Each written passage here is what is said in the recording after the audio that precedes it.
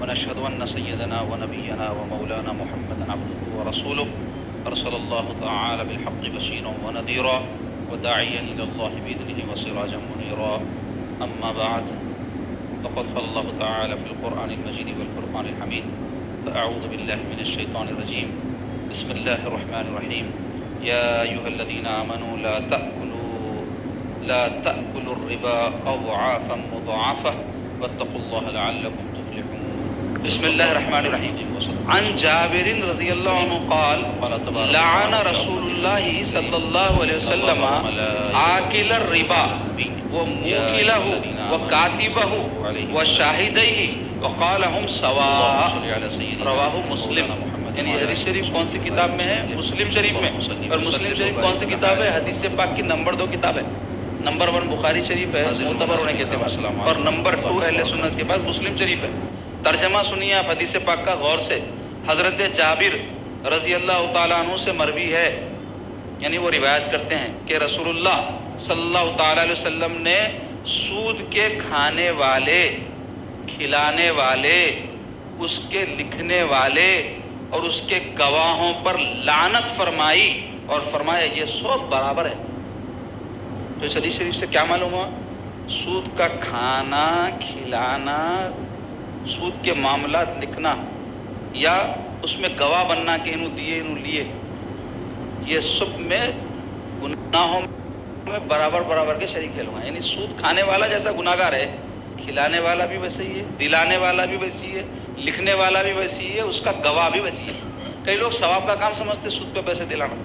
کسی کو دیکھے پریشان ہے، ارے مت پریشان ہو بھائی، دیکھ رہو آپ پریشان ہیں، چلیے میں دلاتا ہوں آپ کو، ملاتا ہوں کس سے. ثواب نہیں ہے. سود میں جیسا سود خور کھا رہا تو گناہ ہو رہا، آپ بھی گناہ گار ہیں. جو بھی ایسا کر رہا انہیں گناہ گار. تو کتنی سخت وعید ہے اس میں. لعنت فرمائی کس نے؟ رحمت للعالمین نے. غور کرو، حضور کیا ہے؟ رحمت للعالمین بنا کر بھیجے گئے، سارے عالموں کے لیے رحمت. ویسی ذات جس پر لعنت کر رہی ہے، اور لعنت کسے کہتے ہیں؟ رحمت سے دوری. یعنی سرکار سراپا رحمت ہوتے ہوئے سود کے معاملات میں ملوث لوگوں پر لعنت بھیج رہے ہیں. تو اب کہاں اس کو ٹھکانہ مل سکتا؟ سوچو آپ.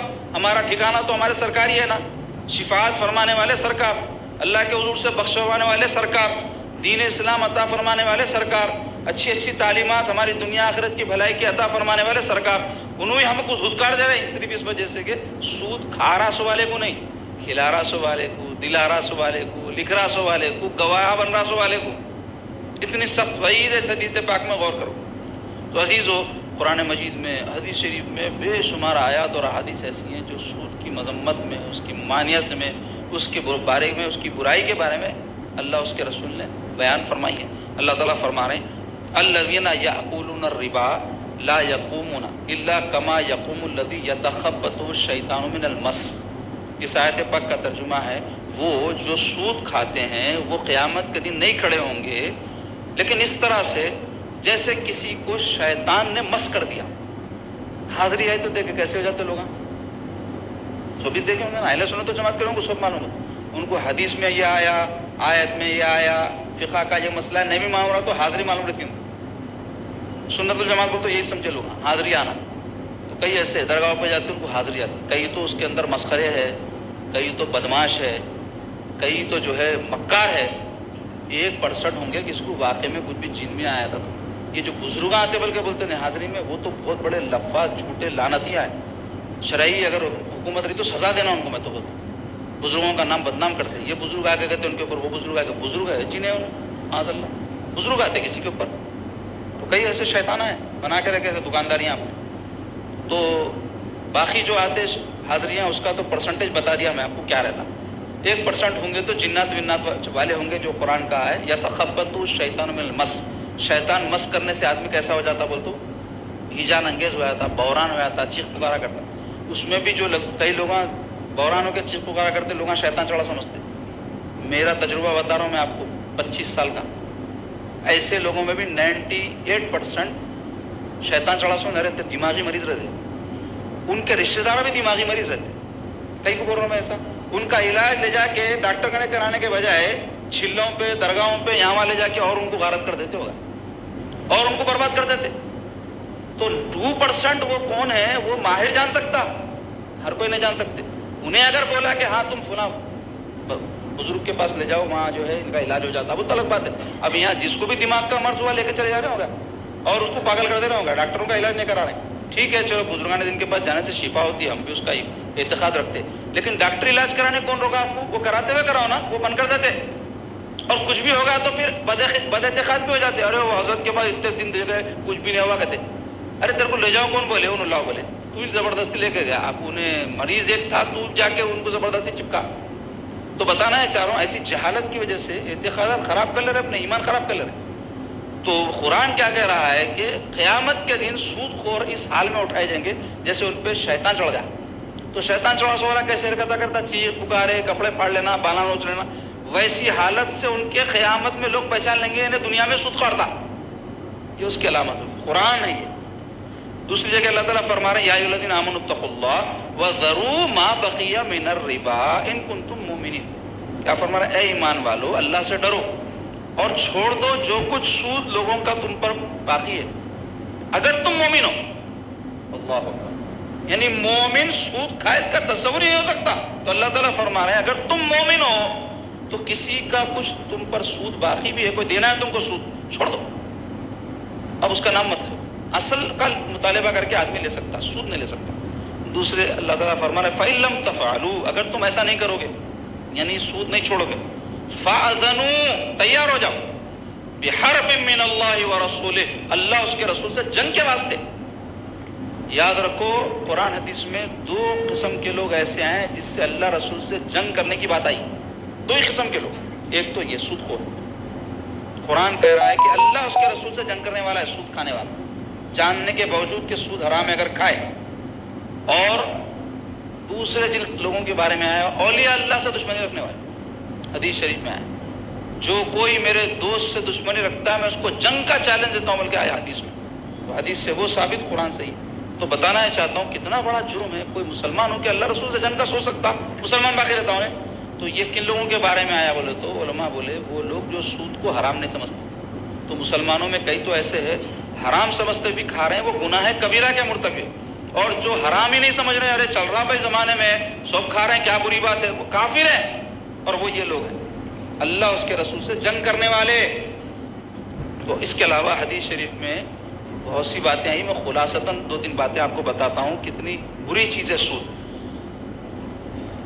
حضور پاک صلی اللہ علیہ وسلم فرماتے ہیں سود اور زنا عام ہو تو اللہ تعالیٰ اس بستی کو ہلاک کرنے کا حکم دے. نہ کہ سرکار کی امت پر عذاب نہیں آئے گا، لیکن جن لوگوں میں سود اور زنا عام ہوں گا وہ بستیاں ہلاک ہوں گی. کورونا وائرس دنیا کی ہر بستی ہلاک ہوئی نہیں. کیوں؟ سود اور زنا پوری دنیا میں عام ہے. تو ایسا ہر زمانے میں جب بھی سود اور زنا عام ہوا تو اللہ تبارک و تعالیٰ لوگوں کو ہلاک فرما دیتا. دوسری حدیث کا مفہوم ہے جس قوم میں سود پھیلتا ہے تو ان میں پاگل پن زیادہ ہو جاتا ہے. اب ایک تو پاگل پن ہوتا دماغی طور پہ واقع میں آدمی پاگل ہو جائے. دوسرے پاگل پن یہ ہوتا ہے، یہ دیکھ لو جھگڑے روزانہ کے، طلاق، چھوٹی چھوٹی باتوں پہ قتل، یہ پاگل پن ہی ہے نا. کوئی سمجھدار آدمی ایک دوسرے کو مار لیتا، کوئی سمجھدار آدمی ایک دوسرے سے بے وجہ لڑ لیتا. آج کتنا عام ہوگا ہمارے معاشرے میں چھوٹی چھوٹی باتوں پہ آنگوں پہ جانا، چھوٹی چھوٹی باتوں پہ مار دینا کسی کو بھی، چھوٹی چھوٹی باتوں پہ قتل ہو جانا. پاگل پنا ہے یہ. اور ایک حدیث پاک میں سود خور کو کتوں اور خنزیروں کی شکل میں اٹھایا جائے گا قیامت کے دن.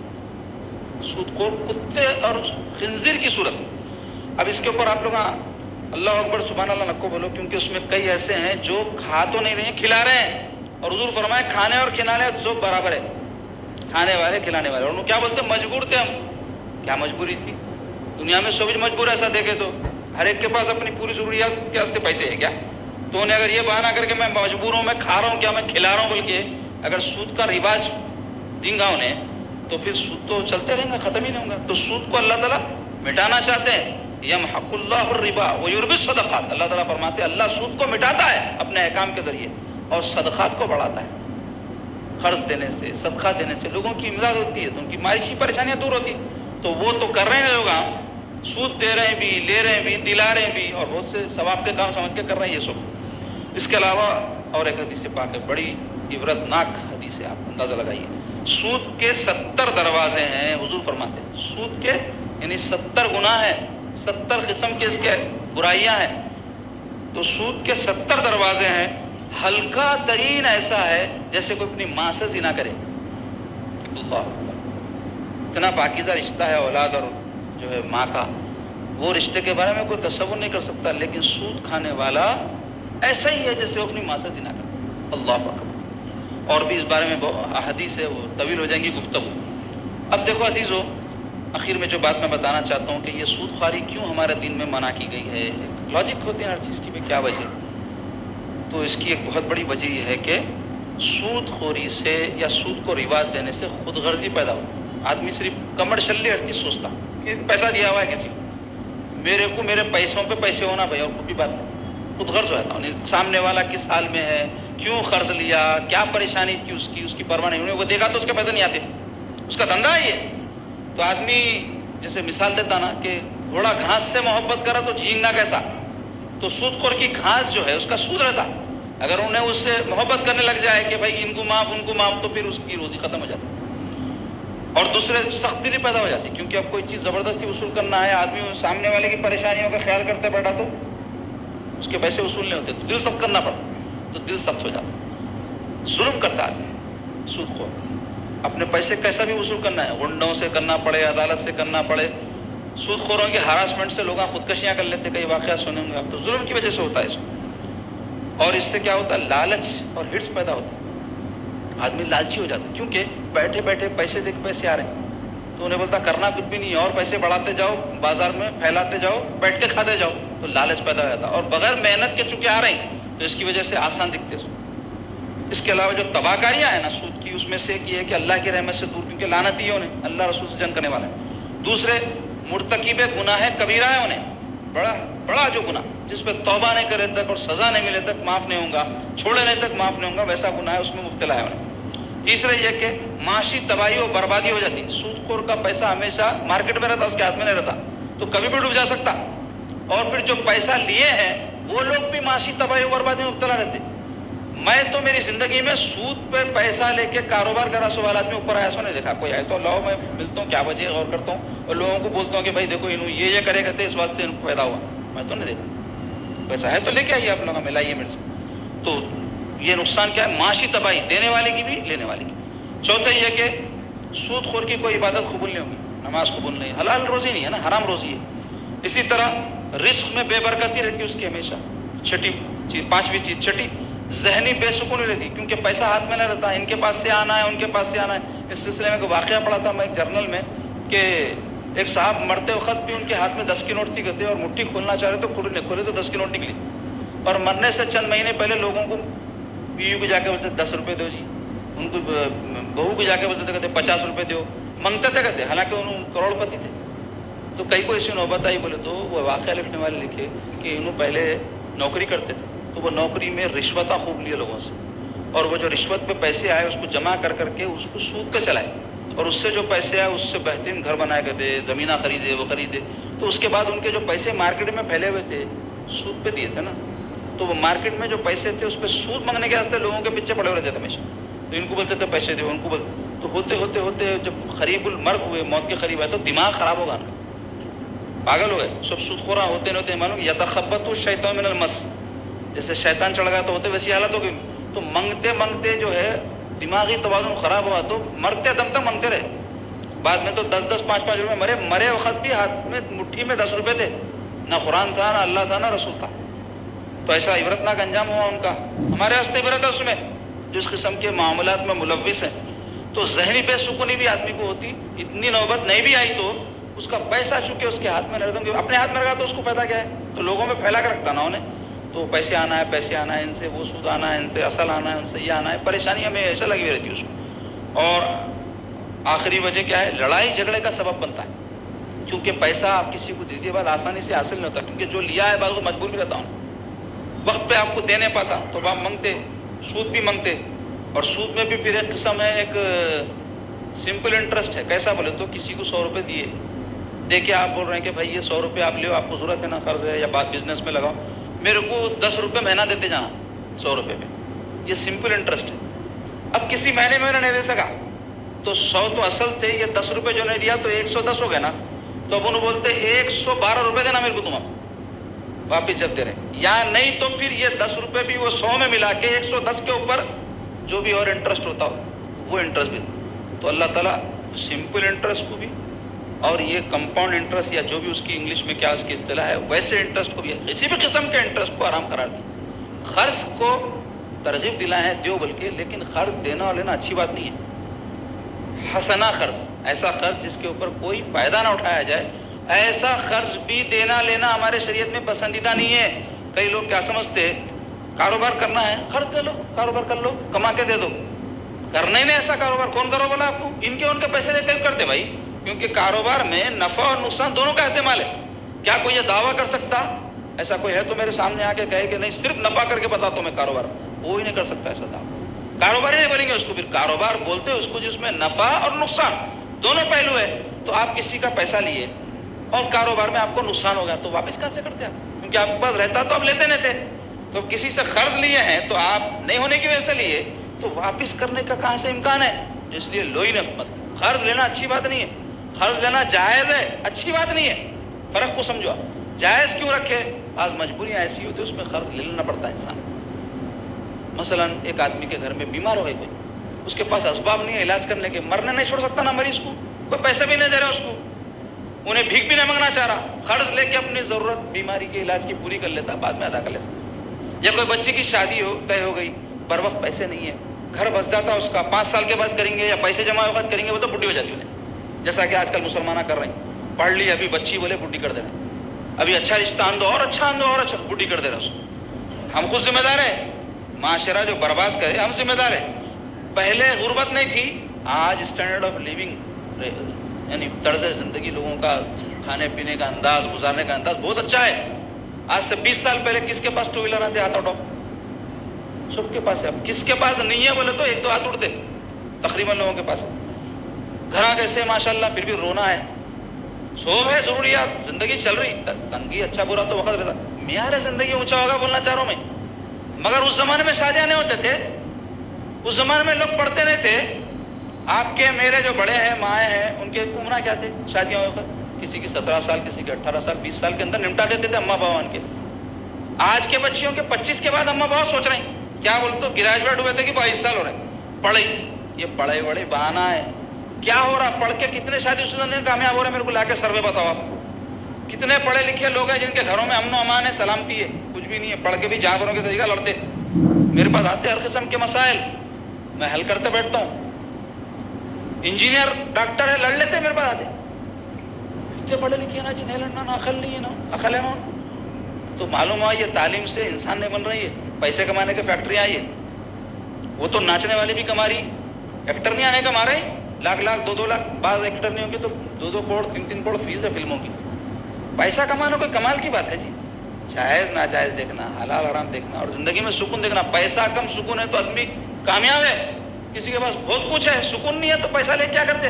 خبر میں آتا، پیسہ آپ کو کام آتا، مرے بعد کچھ بھی آپ کو فائدہ دیتا۔ تو مختصر یہ حلال حرام کا ہم کو لحاظ رکھنا چاہیے۔ ایک واقعہ بیان کر کے اپنی بات ختم کر دیتا ہوں۔ سود کتنی بری بیماری ہے اور اس کا کیا سخت عذاب ہے، آخرت میں تو ہے ہی ہے۔ یتخبط الشیطان من المس، شیطان چڑھ گیا تو کیسا ہوں گا ویسا تو ہوں گا۔ خبر میں بھی عذاب ہے، زندگی میں بھی ہے۔ زندگی میں کیا ہے سنا ہے نا، ہاتھ میں 10 کی نوٹ لے کے مر گئے، سکون غارت۔ اور مرے بعد کیا عذاب ہے؟ حضرت محمد مدینی یا کچھ نام ہے ان کا، مدینی ضرور ہے ان کے نام کے ساتھ، بہت بڑے محدث ہیں۔ حضرت امام بخاری رحمۃ اللہ علیہ کا نام تو سب جانتے ہیں، ان کے اساتذہ میں سے ہوں۔ انہوں اپنا واقعہ بیان کرتے کہ میں حافظ قرآن تھا تو میں اپنے والد بزرگوار کی قبر پہ جا کے قرآن پڑھا کرتا تھا ایصال ثواب کے واسطے۔ رمضان کا مہینہ تھا، انہوں فرماتے شب قدر گزار کے، 27ویں شب کو بولتے نا، میں سحر کرا، فجر کی نماز پڑھ کے، فجر کی نماز شافعی حضرات وغیرہ جلدی ہوتی نا، اندھیرا اندھیرے رہتا، تو میں نماز پڑھ لے کے والد صاحب کی قبر پہ گیا، قبرستان میں قرآن مجید پڑھ رہا تھا تو بازو کی قبروں سے چیخنے کی آواز آ رہے ہیں، چلانے کی، جیسا کوئی سزا دیے، مارے تو چیختے رہے، بچوں کو اماں بابا مارے تو چیختے تھے، تو ویسے چیخنے کی آواز آیا تو میں غریب جا کے قبر سے جہاں سے آواز آ رہی تھی سنا، پریشان ہو گیا، بولے میں قرآن کی تلاوت چھوڑ دیا، ہیبت طاری ہو کہ میرے پر ایسی دل خراش چیخیں تھیں۔ ہوتے ہوتے جب روشنی پھیل گئی تو لوگ آنا شروع ہوئے، تو میں ایک صاحب سے لے جا کے خبر بتا کے پوچھا بھائی یہ خبر کس کی ہے؟ تو وہ بولے بھائی فلاں صاحب کی ہے۔ تو حضرت فرماتے میں ان کو پہچانتا تھا، مسجد میں پہلی صف میں رہتے تھے، نمازوں میں.